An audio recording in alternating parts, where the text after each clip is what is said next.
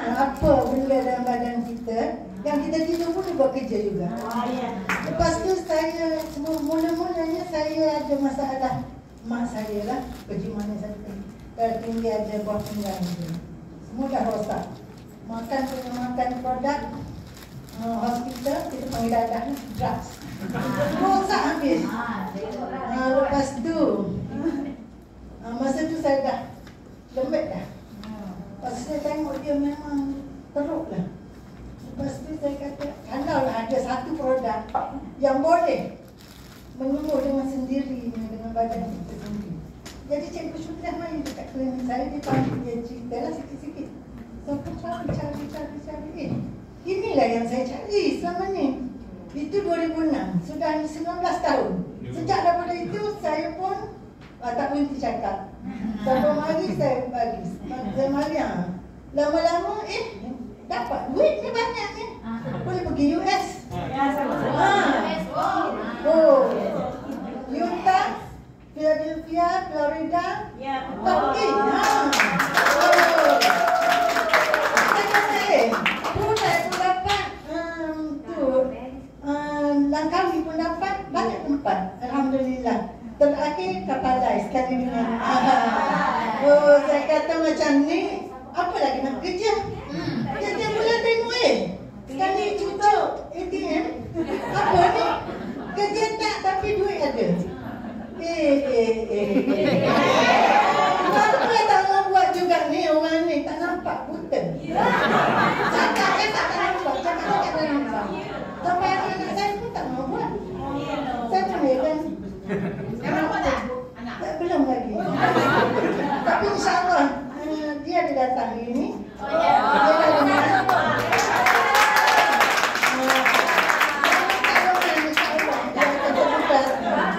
Terbuka hati insyaAllah. InsyaAllah. Jadi saya tengok duit ni datang selalu. Kita tak perlu pun dia datang. Tak perlu pun datang. Tak banyak pun tak apa, tapi kalau dah mari 50,000 apa kata?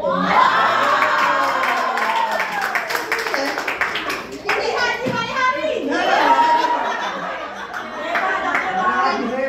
Kerja dah punya garam. Saya tak mahu kerja 20,000.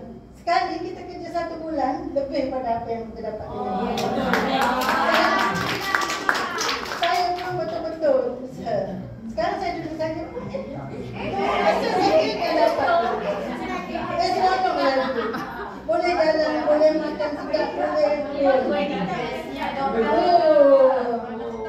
Kalau siapa yang pergi Great Escape, semua dia pergi. The best. The best. Makan sedap, tidur sedap, main sedap. Jadi kita lah nak cakapnya buatlah semua.